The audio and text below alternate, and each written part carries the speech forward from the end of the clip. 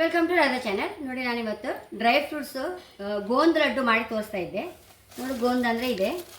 ಇದು ನಮಗೆ ಆರೋಗ್ಯಕ್ಕೆ ಎಷ್ಟು ಒಳ್ಳೆಯದಂದರೆ, ನಮಗಂದರೆ ಬಾಣಂತಿಯರಿಗೆ ಮೂಳೆ ಗಟ್ಟಿಯಾಗಲಿಕ್ಕೆ ತುಂಬ ಒಳ್ಳೆಯದಿದು. ಹಾಗೆ ಅಂದರೆ ಸ್ವಲ್ಪ ಹೀಟ್ ಬಾಡಿಗೆ, ಆದರೂ ಬಾಣಂತಿಗೆ ಅಗತ್ಯ ಬೇಕಲ್ಲ, ಸ್ವಲ್ಪ ನಾವು ಬಾಣಂತಿಗೆಲ್ಲ ಹೀಟ್ ಆಗುವಂಥ ಐಟಮೇ ಕೊಡೋದು. ಸ್ವಲ್ಪ ಅಂದರೆ ಹಸಿ ಮೈ. ನೋಡಿ, ಗೋಂದಿದು ಗೋಂದು. ಹಾಗೆ ಸ್ವಲ್ಪ ಅವಳು ಮೈ ಒಣಿಲಿಕ್ಕೆ ನಾವು ಆದಷ್ಟು ಎಲ್ಲ ಐಟಮ್ ಕೊಡೋದಲ್ಲ ಬಾಣಂತಿಗೆ. ಹಾಗೆ ಇದು ಈ ಗೋಂದ್ ಅಂಬುದು ಅವಳು ಮೈಯೊಳಗಿದ್ದ ನೀರನ್ನು ತೆಗೀತು, ಮತ್ತು ಬೆನ್ನೋವಿಗೆ, ಕೈಕಾಲು ಗಂಟು ನೋವಿಗೆ ಎಲ್ಲ ಸಕ್ಸ ರಾಮ ಮಾಡದಂತೆ ಬಾಣಂತಿಯರಿಗೆ ಕೆಲಸ ಮಾಡುತ್ತೆ. ಅಂದರೆ ಪಾಪ ಕೂತ್ಕೊಂಡು ಹಾಲು ಕುಡಿಸೋಕ್ಕೂ ಆತಿಲ್ಲ, ಬೆನ್ನು ಅಷ್ಟು ನೋವಾಗ್ತಾವ ಬಾಣಂತಿಯರಿಗೆ. ಆವಾಗ ಇದೆಲ್ಲ ಕೊಡೋದು. ಅಂದರೆ ಇದು 40 ದಿವಸದ ಮೇಲೆ ಕೊಡೋದು ಈ ಗೋಂದ್ ಲಡ್ಡು. ನೋಡಿ, ಇದು ಇಲ್ಲಿ ಬಾದಾಮಿ ಇಟ್ಕೊಂಡಿದೆ. ನೋಡಿ, ಪಿಸ್ತಾ, ವಾಲ್ನಟ್, ಗೋಂದು. ಇದು ನೋಡಿ ಕರ್ಬೂಜ ಸೀಡ್ಸ್, ಪಂಪ್ಕಿನ್ ಸೀಡ್ಸ್. ಇದು ಒಣ ಖರ್ಜೂರ, ದ್ರಾಕ್ಷಿ, ಗಸಗಸೆ, ಮತ್ತು ಅಗತ್ಯ ಗೋಟ್ಕಾಯಿ ಸಹ ಬೇಕು. ಇದಿಷ್ಟು ಇಟ್ಕೊಂಡಿದೆ. ಈ ಫಸ್ಟ್ ನಾವು ಇದನ್ನೆಲ್ಲ ತುಪ್ಪದಲ್ಲಿ ಹುರ್ಕೊಳಕ್ಕೆ ಅದನ್ನು ತೋರಿಸ್ತಾ ಈಗ.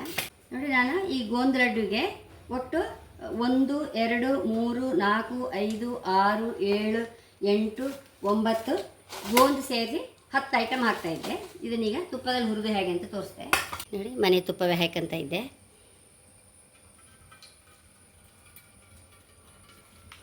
ಬಾಣಂತಿಯರ ಮಟ್ಟಿಗೆ ತುಪ್ಪಕ್ಕೆಲ್ಲ ಕಂಜೂಸಿ ಮಾಡಲಿಕ್ಕೆ ಇಲ್ಲ. ಪಿಸ್ತಾ ಹಾಕೊಂಡಿದೆ, ಕರ್ಬೂಜ, ಪಂಪ್ಕಿನ್, ಬಾದಾಮಿ, ಒಣ ದ್ರಾಕ್ಷಿ, ಒಣ ಖರ್ಜೂರ, ವಾಲ್ನಟ್.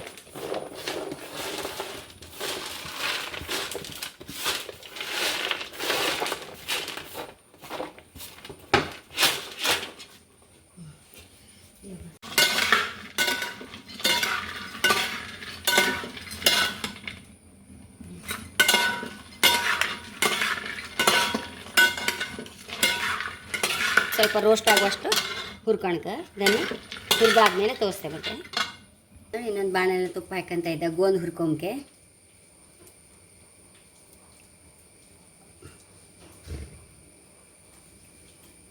ಅಂತ ಇದೆ.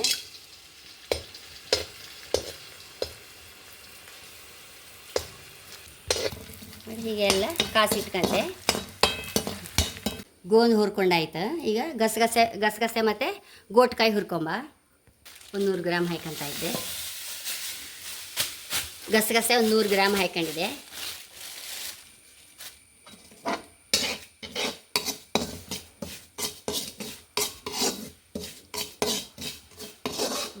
ಗೋಟ್ಕಾಯಿ ಸಹ ಹಾಕಂತ ಇದ್ದೆ. ಇದಕ್ಕೆ ಅದನ್ನೊಂಚೂರು ಹುರ್ಕೊಂಬ.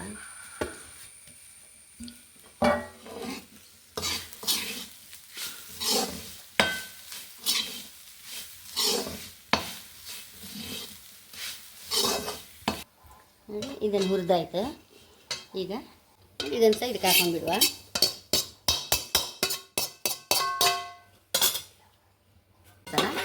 ಮಿಕ್ಸ್ ಮಾಡ್ಕೊಂಡ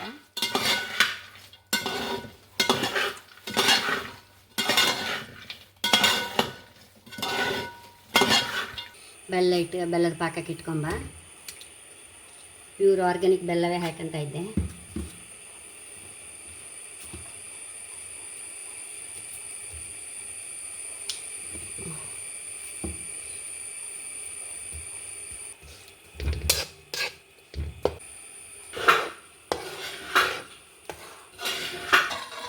ಇದೆಲ್ಲ ಐಟಮ್ ಲಾಕ್ ಮಾಡಿ ಹುರ್ಕೊಂಡಾಯ್ತು.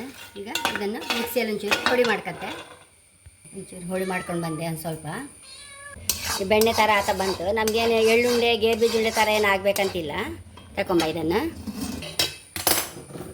ಹಾಕೊಂಬ. ಇದಕ್ಕೆ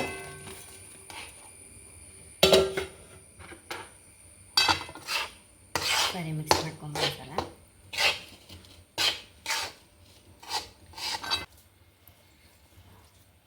ಸಾಧಾರಣ ಬಾಣಂತಿ ಎಷ್ಟೆಷ್ಟು ದೊಡ್ಡದು ತಿಂತಾಳ ಹಾಗೆ ಒಂದೊಂದು ಉಂಡೆ ದಿವ್ಸಕ್ಕೆ ಒಂದೊಂದು ತಿನ್ಬೇಕು ಅವಳು. ನೋಡಿ, ಉಂಡೆ ಮಾಡುವಾಗೆಲ್ಲ ತುಪ್ಪ ಸಹ ಹೊರಗೆ ಬರ್ತಾಯಿತ್ತು. ಹೀಗೆ ಇರಬೇಕು ಬಾಣಂತಿ ಕೊಡುವಾಗ. ನೋಡಿ, ಹೀಗೆ ಉಂಡೆ ಮಾಡುವಾಗ ಸಹ ನೋಡಿ ತುಪ್ಪವೇ ಹೊರಗೆ ಬರ್ತಾಯಿತ್ತು. ಎಲ್ಲ ತುಪ್ಪದಲ್ಲೇ ಮಾಡಿದ್ದಲ್ಲ, ಯಾವುದಕ್ಕೂ ಕಡಿಮೆ ಮಾಡಿ ತುಪ್ಪ ಹಾಕೋದು ಕಡಿಮೆ ಮಾಡಲೇ ಇಲ್ಲ ನಾನು. ನೋಡಿ ಪಸೆ ಈಗ ಶಬ್ದ ಕೇಳುತ್ತಲ್ಲ, ತುಪ್ಪ ಪಸೆದದು ಹೊರಗೆ ಬರೋದು ಉಂಡೆ ಮಾಡುವಾಗ. ನೋಡಿ ಬಾಣಂತಿಗೆ ಎಷ್ಟು ಅಗತ್ಯ ಬೇಕಾಗುವ ಗೋಂದು ಲಡ್ಡು ರೆಡಿಯಾಗಿದೆ. ದಿವಸಕ್ಕೆ ಒಂದೊಂದು ಲಡ್ಡು ತಿನ್ನಬೇಕಾಗುತ್ತೆ ಅವಳು. 30 ದಿವಸ ಆದಮೇಲೆ ಕೊಡೋದು.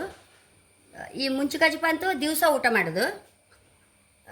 ಈಗ ಆ್ಯಕ್ಚುಲಿ ಬಾಣಂತಿಯರಿಗೆ 30-40 ದಿವಸ ಆದಮೇಲೆ ಹಗಲಿಗೆ ಮೆಂತ್ಯ ಲೇಹ ನೋಡಿ, ಮೆಂತ್ಯ ನೆನೆಸಿಟ್ಕೊಂಡು ನೆಕ್ಸ್ಟ್ ಇನ್ನು ಮಾಡೋಕ್ಕಿತ್ತು ನನಗೆ. ಮೆಂತ್ಯ ಲೇಹ ಕೊಡೋದು, ರಾತ್ರಿ ಈ ಶುಂಠಿ ಲೇಹ ಕೊಡೋದು, ಹಾಗೆ ಶೀತ ಆಗದಾಗೆ ಎಲ್ಲ ಒಟ್ಟು.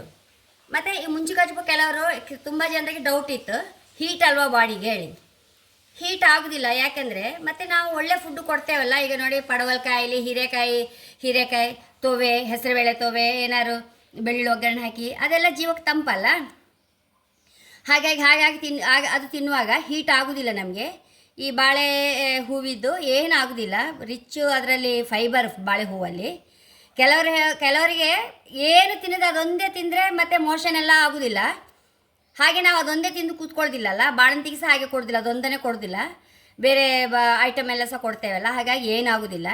ನಾವು ಡೈಲಿ ಯಾವಾಗಲೂ ಆಗಾಗ ತಿನ್ನಬೇಕಾದ್ರೂ ಸಹ ಬರೀ ಅದನ್ನೇ ಊಟ ಮಾಡಿ ಕೂಕೊಂತಿಲ್ಲ, ಅದರೊಟ್ಟಿಗೆ ಏನಾದ್ರು ಒಂದು ತರಕಾರಿ ಸಹ ತಿಂತೇವಲ್ಲ. ಹಾಗಾಗಿ ಏನಾಗೋದಿಲ್ಲ, ಬ್ಯಾಲೆನ್ಸ್ ಆಗ್ತದೆ ಅದು ಇದು. ಮತ್ತು ಜೀವಕ್ಕೆ ನಮಗೆ ಅಷ್ಟು ಒಳ್ಳೆಯದು. ನೋಡಿ ಮೆಂತ್ಯ ಈಗ ನಾನು ನೆನೆಸ್ಕೊಂಡು ನಾಳೆ ಮಾಡ್ತೆ ಅದನ್ನು ಮೆಂತ್ಯ ಲೇಹ. ಹಾಗೆ ಶುಂಠಿ ಲೇಹ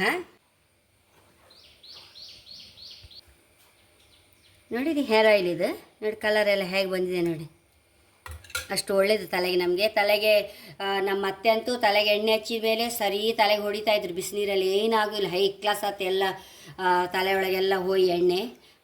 ಹಾಗೆ ಮಸಾಜ್ ಆಯಿಲ್ ಸಹ ಹಾಗೆ ನೋಡಿ, ಕಲರ್ ನೋಡಿ, ಮನೆ ಅರಿಶಿಣದಲ್ಲೇ ಮಾಡಿದ್ದು, ಒಳ್ಳೆ ಎಣ್ಣೆಯಲ್ಲಿ ಮಾಡಿದ್ದು ಮಸಾಜ್ ಆಯಿಲ್.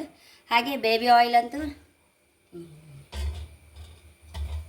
ನೋಡಿ, ಕೆಂಪೆಣ್ಣೆ ಬೇಬಿ ಆಯಿಲ್ ಇದು. ಈಗ ಸಹ ಎಲ್ಲ ತಗೊಳ್ತಾರೆ ಇದೆಲ್ಲ ನನ್ನ ಹತ್ರ.